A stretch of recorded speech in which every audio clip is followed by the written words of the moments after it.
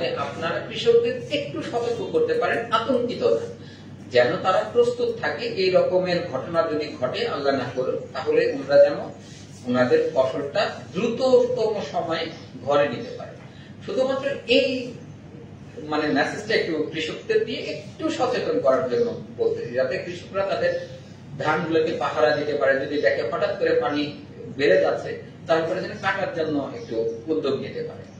আর আমাদেরও আপনারা জানাবেন যে এইরকম ঘটনা ঘটতেছে, যদি আমরা ঘুমায় থাকি তাহলে আমাদের ধাক্কা দিয়ে জানাবেন যে এইরকম আছে, তৎক্ষণাৎ আমরা ব্যবস্থা আমাদের পক্ষে যা করার সম্ভব আমরা সেটা করব। কত তারিখ থেকে স্যার? 18 তারিখের পর থেকে।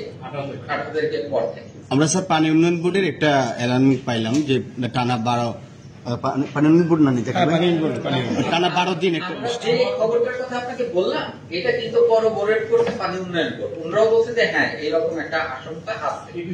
আশঙ্কা করতেছে যে বাঁধ, আমাদের যে চাপটা আসে বাঁধ হয়তো এটা প্রতিরক্ষা দিতে পারবে, কিন্তু বাঁধের মধ্যে যদি পানি বেড়ে যায় তাহলে করে এই পানিটা তো বের করার কোনো উপায় হ্যাঁ, তখন একটা সমস্যা, জলাবদ্ধতা যেটা জলাবদ্ধতা, হ্যাঁ বাঁধের মধ্যে হাওরে যদি জলাবদ্ধতা তৈরি হয় তখন একটা সমস্যা হবে।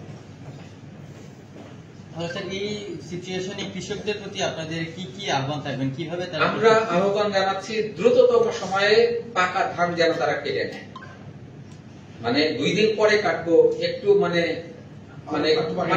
একটু পাইকে নেই, এই ধরনের সময় যেন 80 থেকে 90% এর মধ্যে থাকলে যেন ওনারা কেটে ফেলে, অন্তত এই দুর্যোগের সময় যদি যেটা আশঙ্কা করা হচ্ছে। তারপরে যদি দুর্যোগ না হয় আল্লাহ ভরসা, তাহলে পরে তো আমরা আরো কিছুদিন সময় পাচ্ছি।